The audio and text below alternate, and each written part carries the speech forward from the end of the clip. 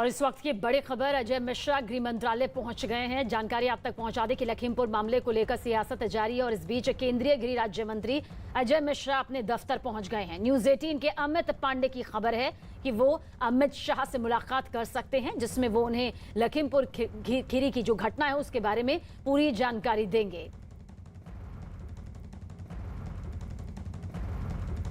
तो न्यूज 18 के अमित पांडे की यह खबर है जो कि हम आप तक पहुंचा रहे हैं सूत्रों के हवाले से। इस वक्त की बड़ी खबर लखीमपुर खीरी मामले को लेकर, जानकारी के मुताबिक अजय मिश्रा आज अमित शाह से मुलाकात कर सकते हैं और इस मुलाकात में लखीमपुर खीरी की पूरी घटना के बारे में वो जानकारी दे सकते हैं। इस वक्त की बड़ी खबर, एक तरफ सियासत जारी है। अमित पांडे हमारे सहयोगी ज्यादा जानकारी के लिए। अमित, क्या कुछ जानकारी मिल रही है, कैसे ये मुलाकात यहां पर हो सकती है और किस तरह से इस मुलाकात को लिया जाना चाहिए? देखिए, अब से थोड़ी देर पहले केंद्रीय गृह राज्य मंत्री अजय मिश्रा पहुंचे हैं और अब उनकी गृह मंत्री अमित शाह से भी मुलाकात हो सकती है। और अभी फिलहाल वह गृह मंत्रालय में अपने जो भी जरूरी काम वह कर रहे हैं, दफ्तर में अपनी जो मीटिंग है वो कर रहे हैं। फिलहाल इस प्रकरण को लेकर पहले ही काफी गंभीर दिखी है बीजेपी और उन्होंने अपनी समय समय पर अपना पक्ष रखा है। और अब ये पूरी उम्मीद की जा रही है कि दिल्ली पहुंचने के बाद गृह राज्य मंत्री अब वह गृह राज्य मंत्री अपना पक्ष रख सकते हैं, आला नेताओं से मुलाकात कर सकते हैं और क्या ये पूरा प्रकरण हुआ उसकी जानकारी भी दे सकते हैं। बिल्कुल अमित, क्या इस मुलाकात के बाद कुछ फैसले भी यहाँ पर सामने आ सकते हैं, क्योंकि लगातार विपक्ष बहुत सी मांगों पर अपनी अड़ा हुआ है और लखीमपुर खीरी की तरफ जाने की रुख पर, इस पर जिद पर वो अड़ा हुआ है। ऐसे में इस पूरे घटनाक्रम के बीच में इस मुलाकात के कितने ज्यादा अहम सियासी मायने हो जाते हैं? देखिए, बहुत ही अहम पूरी मुलाकात में अभी उन्होंने अपना पक्ष वहां पर रखा था, लखीमपुर में रखा था, लेकिन पहली बार वो दिल्ली आए हैं और बतौर गृह राज्य मंत्री दिल्ली पहुंचे हैं। इस पूरे के पूरे प्रकरण के सामने आने के बाद तो उम्मीद यही की जानी चाहिए कि जब वो आला नेताओं से मिलेंगे तो अपना पक्ष सिलसिलेवार तरीके से रखेंगे, जिस तरीके से वह अपना पक्ष मीडिया के सामने रख रहे थे लखीमपुर में पिछले कुछ दिनों से। तो अब ये देखना होगा कि किन किन नेताओं से इनकी मुलाकात होती है, कब कब होती है और कितनी देर की होती है मुलाकात। तो मुलाकात आखिर कितनी देर की होती है और इस मुलाकात में लखीमपुर घटना को लेकर क्या कुछ बताते हैं, उस पर भी नजरें टिकी हुई हैं, क्योंकि बेहद खास नजर हमारी टिकी हुई है। अमित, क्या कुछ आप इसे लेकर यहाँ पर कहेंगे, क्योंकि इस मुलाकात पर अब नजरें टिक गई हैं, मीडिया से मुखातिब हो चुके हैं, अपनी बात यहाँ पर बता चुके हैं, मौके पर मौजूद नहीं थे इसके बारे में भी जानकारी दे चुके हैं, लेकिन अब इस पूरे मामले को लेकर पूरे देश की निगाहें टिकी हुई हैं। ऐसे में जो ये मुलाकात होगी, क्या आपको लगता है कि इसमें किस तरह से वो अपनी बात यहाँ पर रखते हुए नजर आएंगे? पहले ही उनकी ओर से रुख सामने आ चुका है। उनके बेटे की और उनकी भूमिका जो ये दर्दनाक मौत हुई है उसमें सीधे तौर पर नहीं है और जब भी जांच इस पूरे के पूरे मामले में होगी वह सहयोग करने को तैयार है। न्यूज 18 इंडिया पर ही सबसे पहले गृह राज्य मंत्री की प्रतिक्रिया सामने आई थी फोन के द्वारा, उसके बाद फिर हमारे कैमरे के सामने भी आकर उन्होंने बोला था और अब ये दिल्ली यहाँ पर आए हैं। तो जैसे जैसे उनकी पूरी मूवमेंट होगी हम उनको फॉलो करेंगे, आला नेताओं से मुलाकात करेंगे, सिलसिलेवार तरीके से वह पूरी की पूरी चीज़ों को बताएंगे और जो अपना पक्ष है, अपने बचाव में चीज़ें हैं, वह आला केंद्रीय नेतृत्व के सामने रखेंगे। इसीलिए हम ये देखेंगे कि पिछले कुछ दिनों से बीजेपी की ओर से। चलिए, अब नजर अमित बनाए रखेगा इस मुलाकात पर, आगे भी आपसे अपडेट यहाँ पर लेते रहेंगे। कुछ और तस्वीरें भी यहाँ पर इस पूरे मामले को लेकर हम दर्शकों तक पहुंचा रहे हैं। कांग्रेस नेता राहुल गांधी लखनऊ के लिए रवाना हो चुके हैं और अब से कुछ देर में दिल्ली एयरपोर्ट से उनकी फ्लाइट उड़ान भरेगी और फ्लाइट के अंदर की तस्वीर देखिए इस वक्त आपके सामने मौजूद है। कुछ देर पहले प्रेस कॉन्फ्रेंस करते हुए सरकार को आड़े हाथों लिया, लखीमपुर खीरी को लेकर अपना पक्ष यहां पर सामने रखा और ये सवाल उठाया कि आखिर हमें जाने क्यों नहीं दिया जा रहा। हालांकि उसके बाद फिर यूपी के कैबिनेट मंत्री सिद्धार्थनाथ सिंह ने कहा कि माहौल बिगड़े ना, इसके चलते ये कदम पुलिस प्रशासन की तरफ से उठाया जा रहा है। लेकिन ये तस्वीर फ्लाइट के अंदर की है जहां पर राहुल गांधी इस वक्त आप देख सकते हैं और उड़ान भरने के लिए फिलहाल उनका ये प्लान भी तैयार है, लेकिन सुरक्षा व्यवस्था को कायम रखना यहां पर अब एक बड़ी जिम्मेदारी है, इसमें कोई शक नहीं।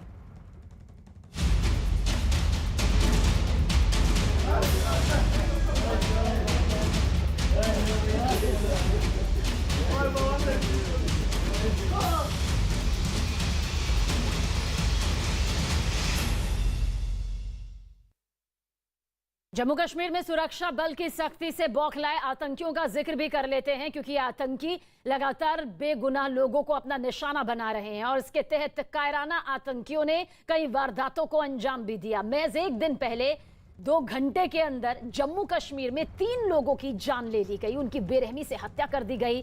सबसे पहले आतंकियों ने शहर के जाने माने दवा कारोबारी माखन लाल बिंद्रू नाम के एक कश्मीरी पंडित की हत्या कर दी। रात के अंधेरे में आतंकियों ने उन पर ताबड़तोड़ गोलियां दागी, जिसमें वो बुरी तरह से जख्मी हो गए। खून से लथपथ हालत में उन्हें अस्पताल में भर्ती तो कराया गया, लेकिन उनकी जान नहीं बचाई जा सकी क्योंकि वो बुरी तरह से जख्मी हो चुके थे।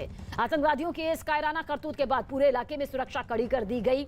दवा कारोबारी की हत्या के कुछ ही देर में आतंकियों ने श्रीनगर के लाल बाजार इलाके में भेलपूरी बेचने वाले वीरेंद्र पासवान नाम के एक आदमी की भी बेरहमी से हत्या कर दी। आतंकी यही नहीं रुके, बल्कि बांदीपुरा में भी मोहम्मद शफी नाम के एक शख्स पर गोलियां बरसाई गई, जिनके बाद में अस्पताल में मौत हो गई। श्रीनगर में पिछले 3 दिनों में आतंकवादी 5 लोगों की हत्या को अंजाम दे चुके हैं। यह आतंकियों की बौखलाहट है, उनका डर है, उनकी वो कायराना करतूत है, जिसकी वजह से वो अपने नापाक मंसूबों को कामयाब कर रहे हैं। लेकिन सेना, हमारे जवान भी पूरी तरह से मुस्तैद हैं।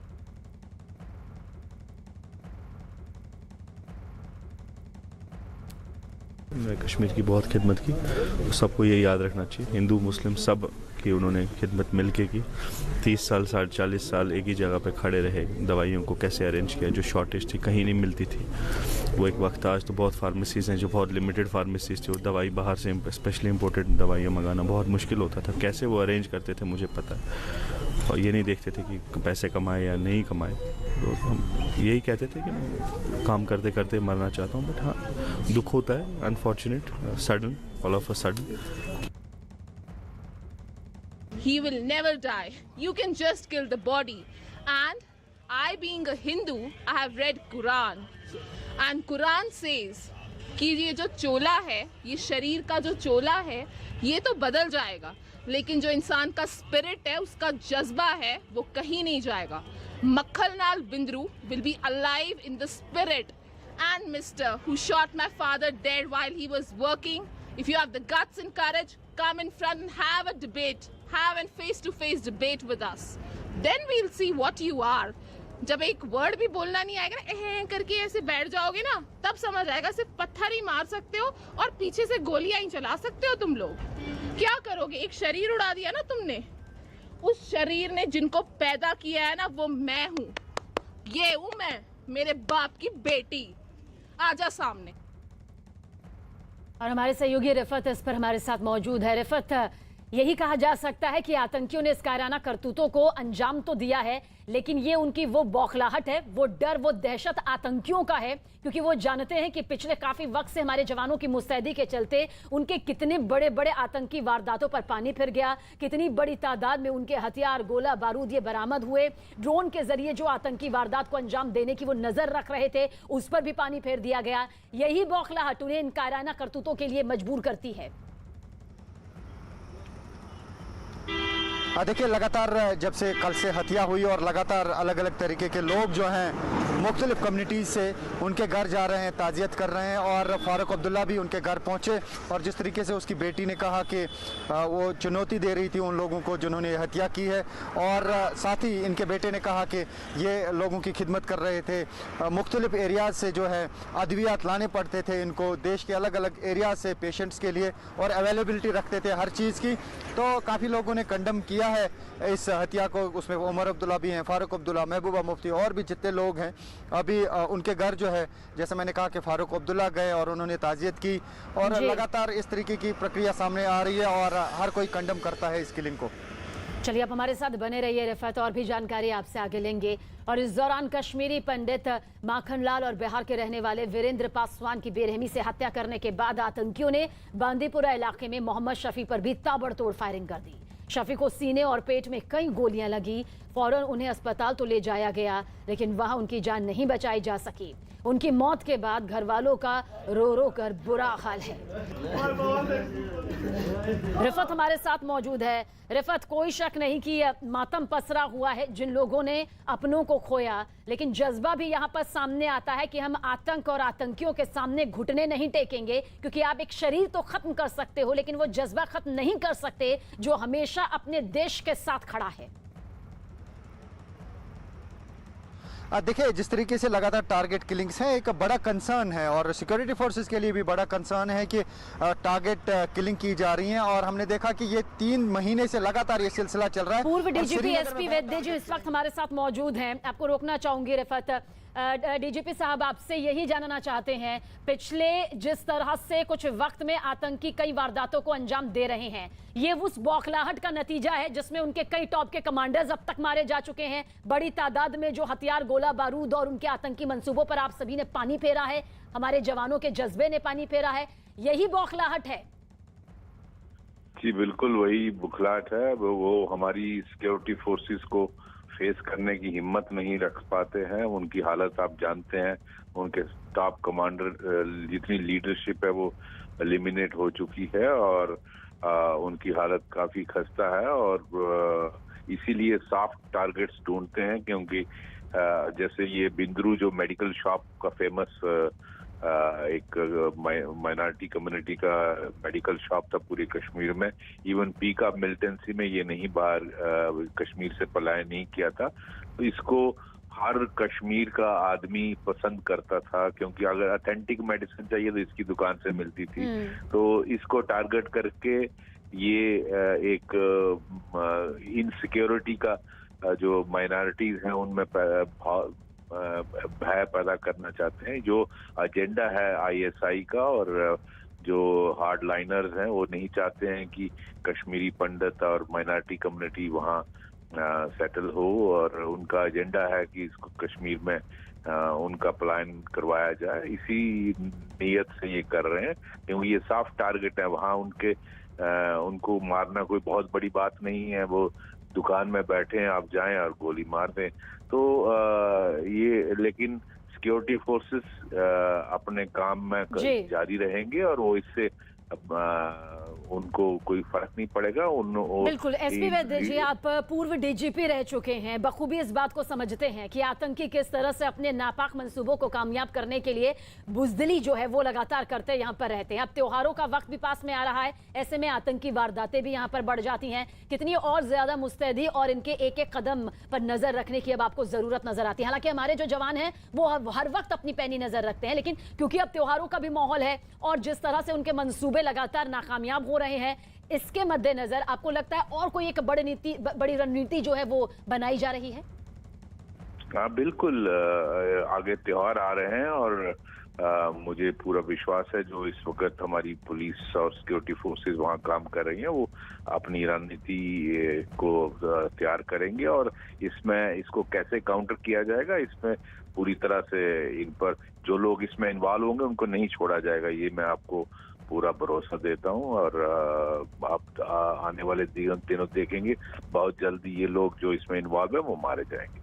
एसपी वैद्य जी, आपको लगता है कि आतंकियों की जो ये बुजदिली है उस पर हमारी जिंदा दिली हमेशा भारी पड़ती रही है? अभी हम एक बेटी को भी सुन रहे थे, उन्होंने कहा कि हमने अपने को खोया जरूर है लेकिन आपने सिर्फ शरीर को मारा है, उस जज्बे को नहीं मारा है, और आतंकी अपने मंसूबों पर कभी कामयाब नहीं हो पाएंगे। ये वही आतंकी हैं जो खुद खौफ में रहते हैं और खौफ फैलाने की कोशिश करते हैं। हालांकि ये खौफ भी नहीं फैला पाते हैं क्योंकि बखूबी ये जानते हैं कि ये अपने मंसूबों पर किसी को मारकर तो कामयाब हो सकते हैं, लेकिन जो जज्बा हर हिंदुस्तानी के अंदर है उसे खत्म नहीं कर सकते। बिल्कुल, मैं उस बेटी के जज्बात को बिल्कुल एंडोर्स करता हूं, उसका पूरी तायद करता हूं और हर हिंदुस्तानी का वो जज्बा है। ये सब एजेंडा आईएसआई का है, वो नहीं चाहता है कि कश्मीर में किसी भी तरीके से शांति की का एक प्रक्रिया लगे। जो प्रधानमंत्री ट्राई कर रहे थे, कोशिश कर रहे थे कि यहाँ अब पॉलिटिकल प्रोसेस आने वाले दिनों में स्टार्ट किया जाए, तो ये आईएसआई का एजेंडा है। वो कश्मीर में खुशहाली और अमन नहीं चाहते हैं, ये उसी एजेंडा के तहत ये आतंकी काम कर रहे हैं। तो आप पूर्व डीजीपी एसपी वैद्य हैं जो कि हमारे साथ इस वक्त खास बातचीत कर रहे हैं, क्योंकि जिस तरह से यहां पर आतंकियों ने अपने नापाक मंसूबों को कामयाब किया है उसके बाद हम और ज्यादा अलर्ट मोड पर हैं। हालांकि पल पल की नजर हमारी भी बनी हुई है। बहुत बहुत शुक्रिया हमसे बातचीत करने के लिए। और कश्मीर में एक के बाद एक 3 लोगों पर हुए आतंकी हमले में केंद्रीय मंत्री मुख्तार अब्बास नकवी ने आतंकियों को जमकर खरी खोटी सुनाई। इस तरह की जो कायराना हरकतें हैं उससे अगर कुछ आतंकवादी या आतंकवादियों के आका ये समझते हैं कि जम्मू कश्मीर के विकास और जम्मू कश्मीर में जो विश्वास का माहौल बना है उसको कमज़ोर होगा, बिल्कुल नहीं होगा। और इस तरह की जो लोग भी हरकतें कर रहे हैं उनको सख्त सज़ा हमारे सुरक्षा बल दे रहे हैं और आगे भी देंगे। इस बात को वो अच्छी तरह से जानते हैं। वहीं नेशनल कॉन्फ्रेंस के नेता फारूक अब्दुल्ला ने भी कश्मीरी पंडित माखनलाल बिंद्रू की हत्या पर दुख जाहिर किया। इस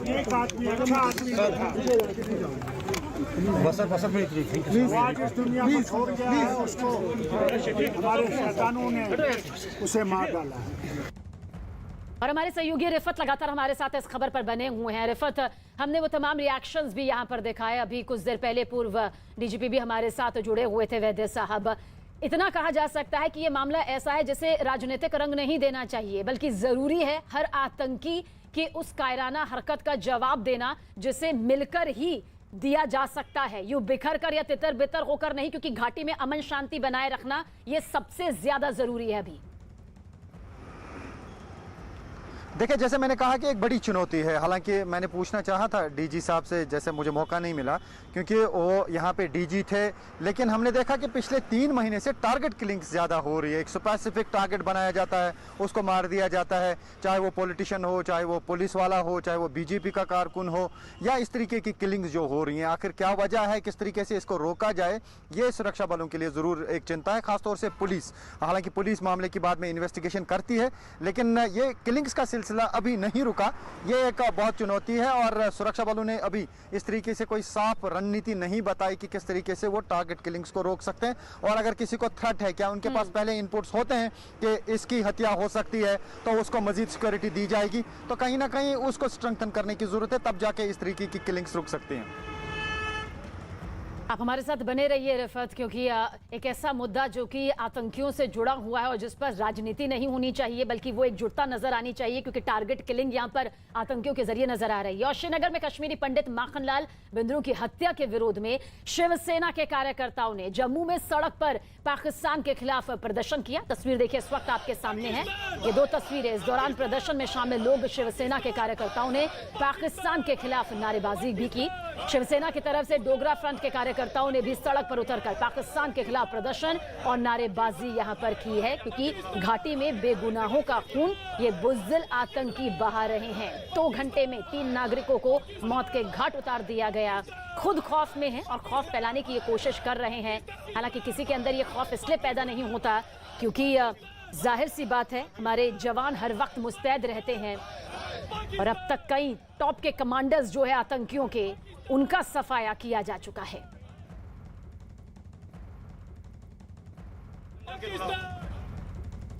पाकिस्तान अपनी कठपुतलियों के सहारे लगातार अपनी नापाक हरकतों को जारी रखे हैं। हमारी मांग है कि अगर प्रधानमंत्री जी अपने कश्मीर में अमन बहाली वाले दावे को पुख्ता साबित करना चाहते हैं तो पाकिस्तान के ऊपर जोरदार हमला करना होगा। करता ही आ रहा है, कभी बॉर्डर पे करता है, कभी यहाँ पे कर रहा है। तो अब हमारा ये फैसला करने का समय आ गया है कि पाकिस्तान को जो पीछे से छुप छुप के वार करता है, हम भी उसी की भाषा में उसको जवाब दें। और रिफत हमारे साथ बने हुए हैं। रिफत, ये तस्वीर भी हमने यहाँ पर दिखाई, आपने देखा किस तरह से प्रदर्शन यहाँ पर किया जा रहा है, क्योंकि पाकिस्तान की ये साजिश बार बार न सिर्फ राष्ट्रीय बल्कि अंतर्राष्ट्रीय स्तर पर भी बेपर्दा होती रही है। आतंकियों का बड़ा पनाहगार पाकिस्तान यहाँ पर रहा है। क्या कुछ आप कहेंगे, ये हत्याएं तो यहाँ पर आतंकियों के जरिए कर दी गई हैं, लेकिन अब इन्हें मुंह तोड़ जवाब देना कितना ज्यादा जरूरी हो जाता है? देखिए, मैं आपको बता दूं 31 साल हो गए मिलिटेंसी के और ये सिलसिला लगातार चल रहा है 89 से लेके अभी तक। हालांकि बहुत ज़्यादा मिलिटेंसी पहले थी, उन दिनों भी टारगेट किलिंग्स हो रही थी, काफ़ी लोगों की हत्या कर दी गई और उसके बाद हमने देखा कि मिलिटेंसी रिलेटेड एक्टिविटीज़ बढ़ गई, फिदाइन अटैक बहुत ज़्यादा हो रहे थे। लेकिन कुछ सालों से हमने देखा कि फिदाइन अटैक ना के बराबर हो रहे हैं। या तो सिक्योरिटी में जो है वो मज़ीद इजाफा किया गया, सुरक्षा के कड़े इंतजाम किए गए, या मिलिटेंटों ने इस तरीके की स्ट्रेटजी अपनाई कि अटैक करें, फिदाइन अटैक ना करें। लेकिन उसके बाद हमने देखा कि जैसे मैंने पहले भी कहा, इसी साल हमने देखा कि ज़्यादा ये जो टारगेट किलिंग्स हुई वो इसी साल हुई, चाहे वो पुलिस वालों की हो, बीजेपी के कार्यकर्ताओं की हो, बाकी पॉलिटिशियंस की हो, या फिर जो है कुछ आम नागरिकों की हो। अलग अलग लेबल अलग अलग लोगों को लगाई जा रही है। और मामला जो है, जिस तरीके से मैंने कहा पहले भी, कुछ किलिंग्स की रिस्पॉन्सिबिलिटी टीआरएफ ने ली है, यानी द रेजिस्टेंस फ्रंट ने कबूल किया है कि उन्होंने वो किलिंग की। उसमें पुलिस वाले भी कुछ शामिल हैं और कुछ सिविलियन भी, और उन्होंने ये कहा कि पुलिस वाले जो है वो एंटी मिलिटेंसी ऑपरेशंस कर रहे हैं। और बीजेपी वालों को तो वैसे ही वो थ्रेट में रखे हुए हैं, उनको धमकी दी है कि जो भी बीजेपी के साथ होगा या आरएसएस के साथ जुड़ा होगा उनको नहीं बख्शा जाएगा। जो वो हमेशा ये कहते आए हैं, यानी कि वो हमेशा कोशिश करते हैं ऐसे लोगों को टारगेट बनाने की। लेकिन जिस तरीके से कल ये किलिंग हुई, खासतौर से एमएल बिंद्रू की, उस पर लोगों ने मजम्मत ज़रूर की है और पॉलिटिशियंस ने भी इसको कंडम किया है। और आम लोग चूंकि काफ़ी कनेक्टेड थे एमएल बिंद्रू के साथ, क्योंकि जैसा मैंने कहा कि लास्ट स्टॉप अगर मेडिसिन का कोई था वो एमएल बिंद्रू की दुकान थी। बिंद्रू शॉप बहुत मशहूर था पूरे कश्मीर में, जिस तरीके से पूर्व डीजीपी एसपी वैद भी बता रहे थे। और एक ऑथेंटिक मेडिसिन भी होता था उनके पास और हर कोई मेडिसिन अवेलेबल रहता था। कहीं पर भी अगर कोई डॉक्टर मेडिसिन प्रिस्क्राइब करता, अगर वो कहीं से नहीं मिलता तो बिंद्रू के पास मिलता था। इस तरीके का नाम उनका था। उनकी हत्या कहीं ना कहीं जरूर ये जो है बिल्कुल, और यही आतंकियों की बुज़दिली यहाँ पर रही कि एक टारगेट किलिंग के जरिए उन्हें निशाना यहाँ पर बनाया। और आतंकियों की इस कायराना करतूत पर जम्मू कश्मीर के उपराज्यपाल मनोज सिन्हा के ऑफिस की तरफ से किए गए ट्वीट में लिखा गया है, आतंकियों ने वीरेंद्र पासवान और मोहम्मद शफी लोन की हत्या की। मैं इस हत्या की कड़ी निंदा करता हूँ। निर्दोष लोगों की इस बर्बरता से हत्या पूरी मानवता के खिलाफ है। आतंकी अपने घृणित इरादों में कभी कामयाब नहीं हो पाएंगे और इस जघन्य घटना को अंजाम देने वालों को अंजाम भुगतना होगा। दुख की इस घड़ी में मेरी संवेदनाएं पीड़ित परिवारों के साथ है। ये उनकी तरफ से ट्वीट किया गया। और श्रीनगर में दवा की दुकान चलाने वाले कश्मीरी पंडित माखन लाल बिंद्रू की हत्या के बाद नेशनल कॉन्फ्रेंस के नेता उमर अब्दुल्ला ने ट्वीट किया और क्या कुछ लिखा ये आपको बताते हैं। ये दिल दहला देने वाली खबर है। वो एक बहुत अच्छे इंसान थे। मुझे बताया गया कि आतंकियों से डरकर वो कभी भागे नहीं और अपनी दुकान हमेशा खोलते रहे। मैं इस हत्या की कड़ी निंदा करता हूं और पीड़ित परिवार के प्रति मेरी संवेदनाएं हैं। ईश्वर उनकी आत्मा को शांति दे। तो ये बौखलाहट में आतंकियों की बुज़दिली देखिए किस तरह से यहां पर सामने आ रही है। और बीजेपी ने दावा किया कि कश्मीर में हालात सुधरने से आतंकी बौखला गए हैं और आम लोगों को निशाना बना रहे हैं। बहुत ही घिनौना चेहरा है। एक आम निहत्ते और बेगुनाह आदमी को मारना किसी मजहब या किसी जात में इसकी इजाज़त नहीं है। बिंद्रू जैसा इंसान जो बहुत ही शरीफुल नफ्स और साबिर इंसान था, तो उसका मकसद ये है कि जो कश्मीर में उसका सपोर्ट आज तक चल रहा था वो सपोर्ट खत्म हो गया। अब पाकिस्तान कहीं ना कहीं किसी न किसी तरीके से, चाहे ड्रग्स की सूरत में, चाहे गैंगवार की सूरत में, चाहे मिलिटेंसी की सूरत में, यहाँ के नौजवानों पर एरेंजेस निकल रहा है। मैं कड़ी लफ्ज़ों में इसकी मजम्मत करता हूँ। चाहे बिंद्रू हो, चाहे जो नॉन लोकल एक बेलपुरी वाला जो अपनी फैमिली के लिए यहाँ रोजी रोटी कमाने आया था उसको मार डालना, या चाहे बांडीपुरा में जो वाक़ा हो, इंसानियत इसकी इजाज़त नहीं देता, कोई मज़हब नहीं देता। ये दरिंदे हैं और दरिंदे ही ऐसा कर सकते हैं। फ्रस्ट्रेशन है ये पाकिस्तान की और पाकिस्तान के भाड़े के टट्टुओं की। पहली बात तो ये है क्योंकि जिस तरह से सिचुएशन कश्मीर में इम्प्रूव हो रही है, पिछले 1 महीने से मैं भी कश्मीर में ही था, जिस तरह से हर जगह पर आप देखें एक शांति है, हर जगह पर जो है डेवलपमेंट शुरू हो रही है। ये फ्रस्ट्रेशन है इन पाकिस्तान की, क्योंकि उनको लग रहा है जो एजेंडा जो उनका है वो अब ख़त्म होता नज़र आ रहा है, उनको वो पूरा नहीं हो पा रहा। इसी कारण एक मासूम उन बिंद्रू साहब को उन्होंने टारगेट किया। कितने इनह्यूमन हैं ये लोग, आज उन्हें मौत की घाट उतार दिया।